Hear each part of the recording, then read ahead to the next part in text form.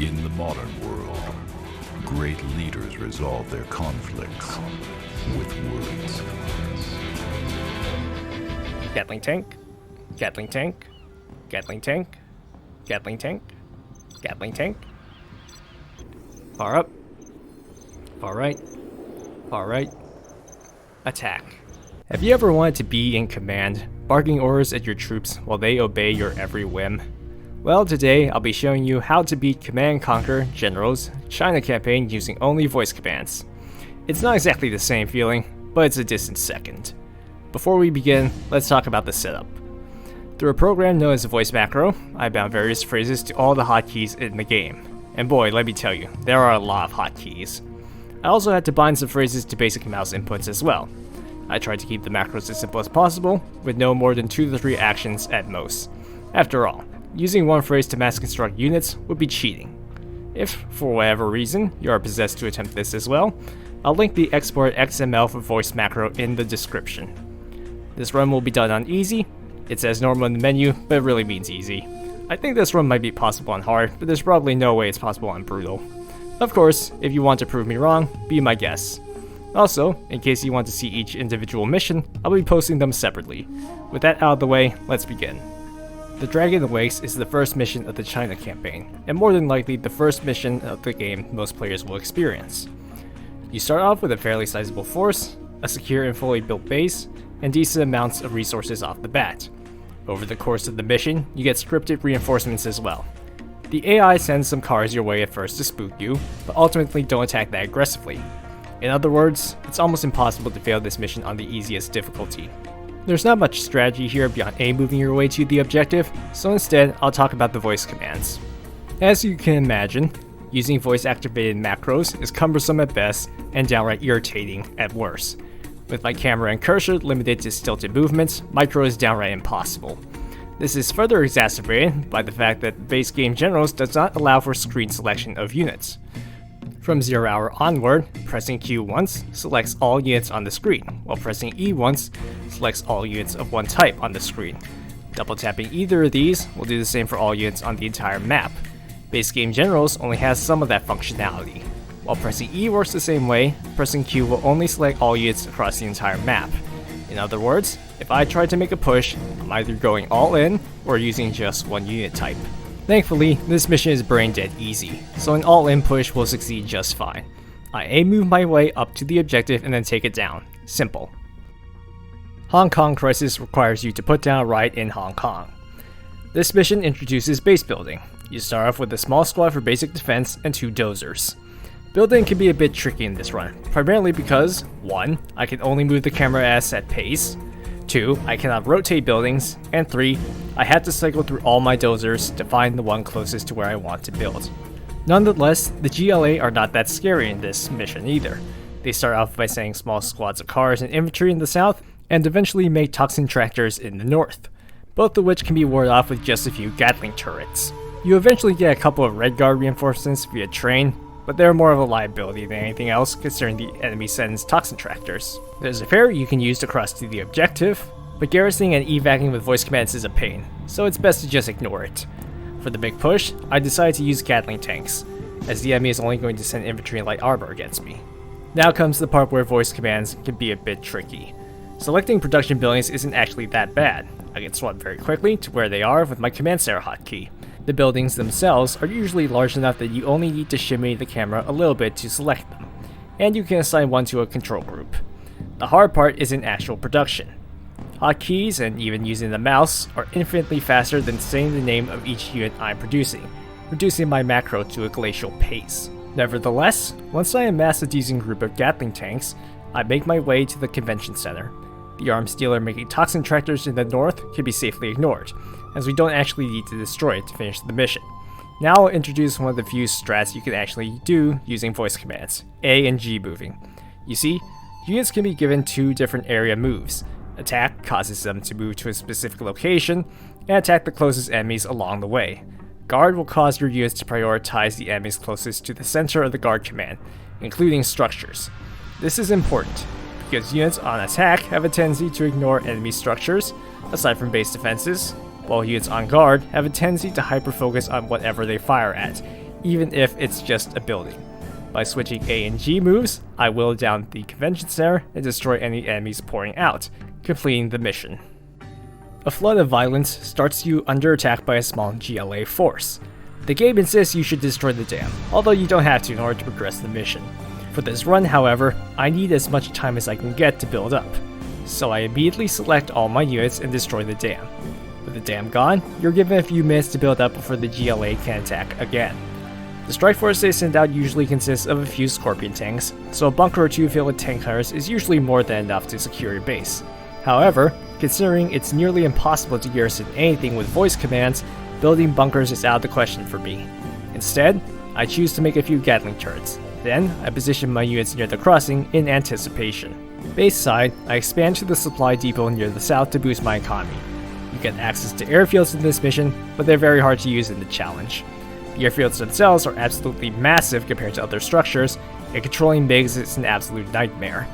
So, I decide to make a conventional force consisting of Battlemasters to handle the Scorpions, and Dragon Tanks to handle buildings and garrison. By the time words like Battlemaster and Dragon Tank have been rendered nonsensical gibberish to me, I'm ready to make my push across the river.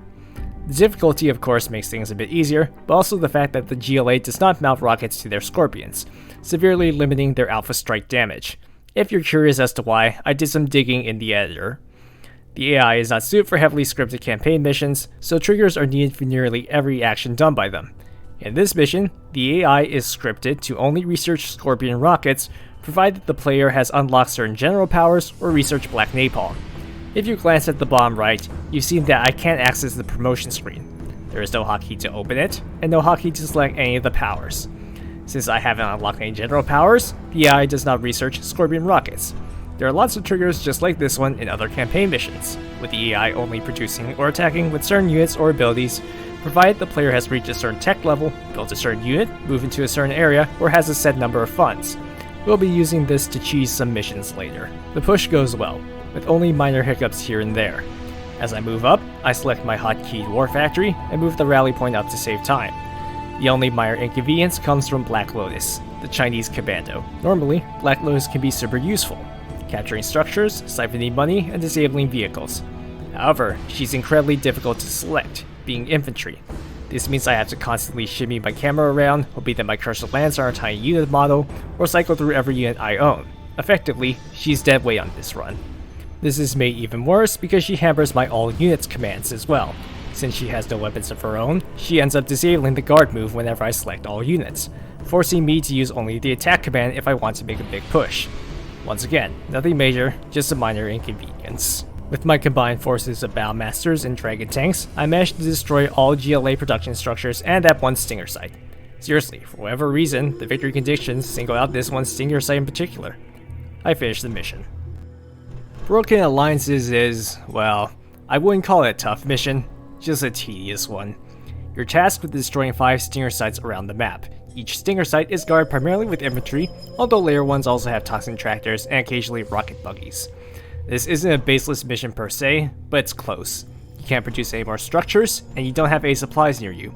There are oil derricks around the map you can capture, but you know full well why I don't even try at this point. To start, I invest all my starting money into hackers.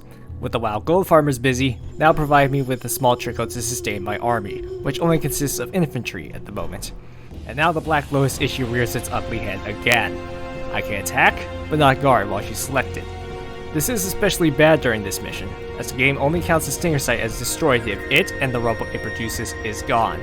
Since the hull is considered non-hostile, that is, it doesn't fire back, my units will generally ignore it on an attack move. Not a big deal, just annoying, because it means that controlling my units requires a bit more finagling. I can't even get her killed either, the game just keeps giving you new ones. I ultimately opted to just use red guards to spam my way through the mission. As I said before, the mission itself isn't difficult, just tedious. Our next potential roadblock lies just beyond the bridge, toxin tractors. They're GLA's premier anti-infantry vehicle comparable to China's Dragon Tanks. Normally, when you get here, you're supposed to use Black Lotus to disable the toxin tractor and then damage it once it's harmless. I can't do that. Well, no, not can't, won't. It's easier to just bum rush it and hope for the best. My soldiers were smart and shot at it first before anything else, so I only lost a few red guards. Sometimes you get unlucky and your troops end up focusing the Stinger site instead. Toxin tractors thankfully don't have too much armor, so Masked Redguard can take down 1 or 2 without major difficulty. Now comes the next phase of the mission. There is a war factory that you're supposed to capture halfway through. The idea is that you shift to tank production and make a big push against the last Stinger site. There is only one problem. I can't reach the war factory. Cursor is always centered on my screen, and I can't shimmy enough to the left to actually capture it, so I'll have to rely solely on infantry.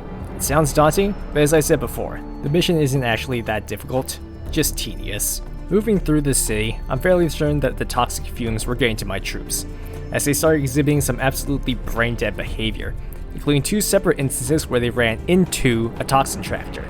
I then noticed that my money stopped. This is because cutscenes reset your hackers. With that sorted out, I destroyed the production buildings in the base. It's not necessary, but I did it just to be safe. The path to the last Stinger site is harrowing. There are loads of enemy infantry garrisoned in the town, and about 3 toxin tractors nearby. Ideally, you were supposed to push up with dragon tanks, but, well, I can't. My red guards seemed healthy enough, so I tried to make a push with them. That failed. In hindsight, it would have been better to send all my units up, then attack. I was punished by slowly waiting for my units to move up the map. The second push was led by all the tank hunters I left behind, and they did some decent work. However, since I forgot to hotkey them, I couldn't guard move thanks to a certain someone. So they decided that they didn't want to attack the holes. After all, what had the holes done to them? Nothing apparently. Then came the hero of the GLA, a single toxin tractor that managed to stop my entire push because my army was distracted trying to siege down a garrison tower. He was so proficient that he eventually gained enough veterancy to start healing. After being treated to another game of Worm, and seeing some weird pathfinding, I was ready to make a third push. Much like a general in World War I, hopefully doing the exact same thing a third time will work out. And it did.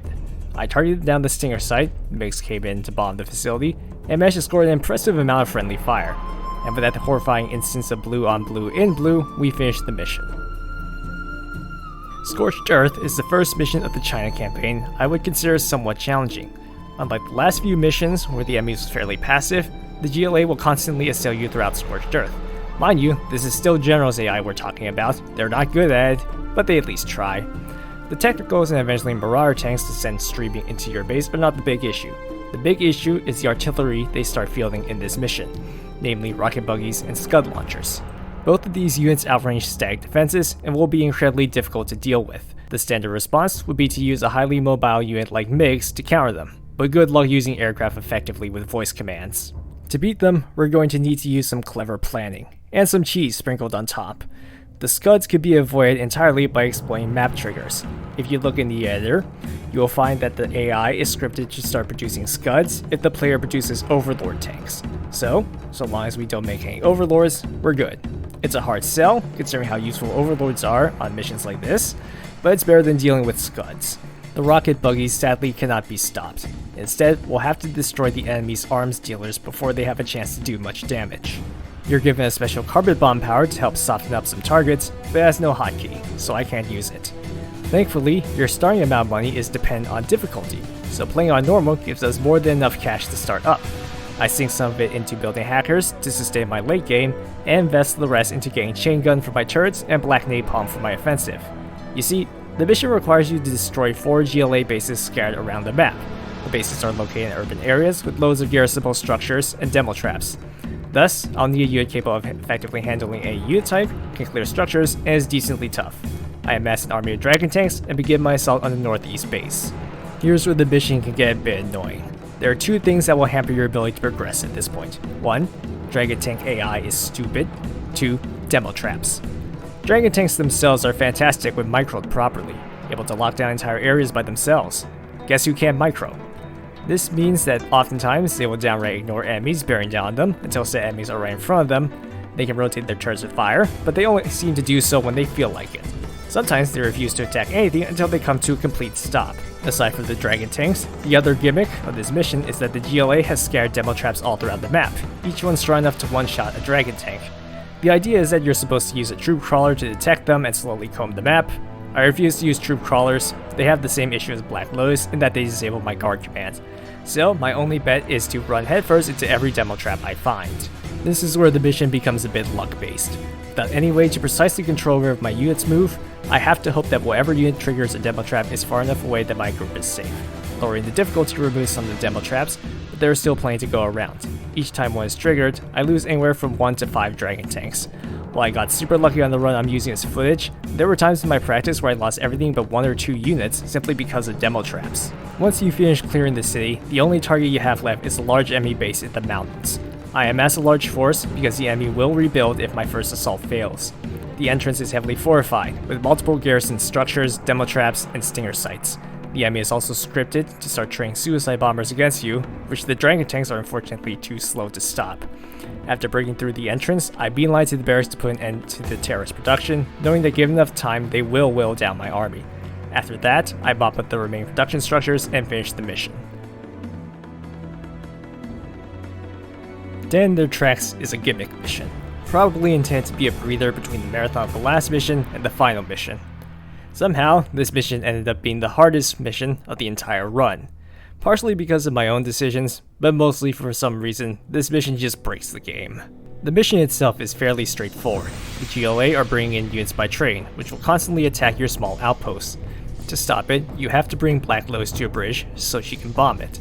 The difficulty comes from the fact that you can't produce any structures, and your income consists of 3 Bitcoin miners. The enemy attackers consist mostly of infantry, but the defenders of the train station are armor. For my first run, I tried to use Gatling tanks, since they're far more responsive than dragon tanks when dealing with infantry.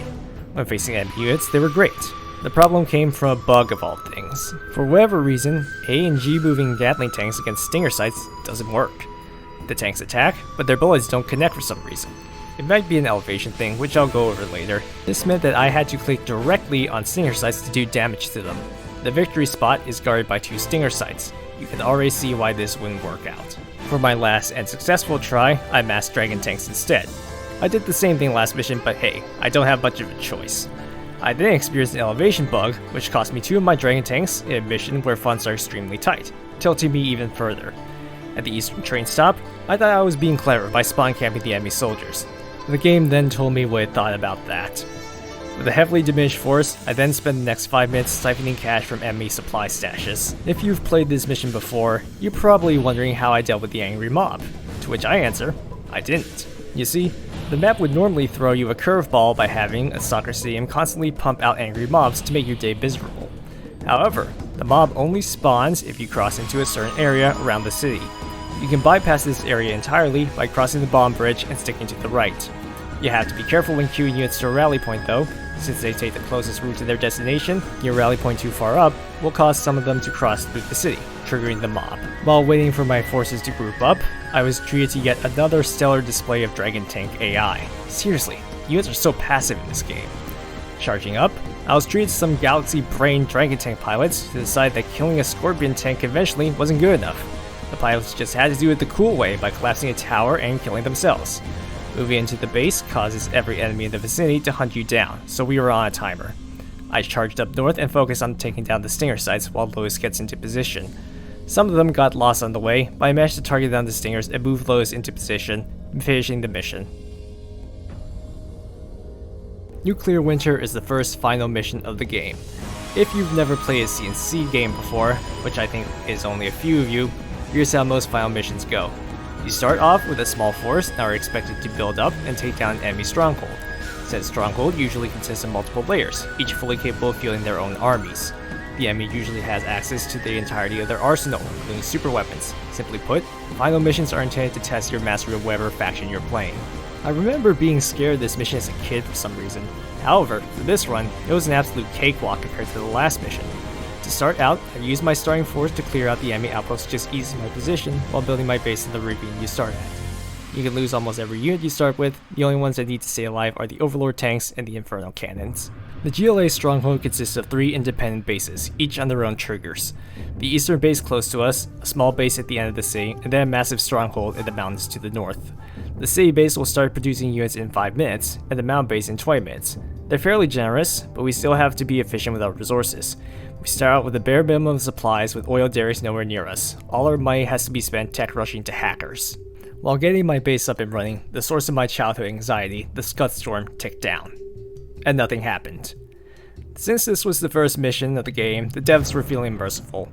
The Scud Storm won't actually fire until you exceed 5,000 credits. In other words, so long as I spend everything I have, the Scud won't fire. With my economy squared away, I start preparing to attack. The composition I'll be using is Overlords and Inferno Cannons.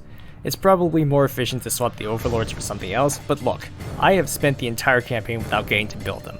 I think I'm entitled to use them at least once. For tech upgrades, I grabbed Chain Gun and Black Napalm for damage and Subliminal Messaging for healing. I would have grabbed Nuclear Tanks for speed and depleted uranium for more damage, but both require a Nuclear Missile Silo, which costs 5,000 credits, so no. Thankfully, Overlords are fairly large, so they aren't as difficult to select, which is important, because I need some that have Gatling Cannons to deal with the infantry, and some that have Speaker Towers for healing. Overlords are great on this mission, because they'll laugh off terrorists and bomb trucks. Make no mistake, this mission is ultimately one of attrition. While moving through the city, the biggest difficulty was navigating the buildings, since the Overlords were so large. Ajarbi Kel sniped one of my Overlords, but our reprisal was swift and thorough. When I said the enemy brings their full arsenal to bear, I wasn't understating it.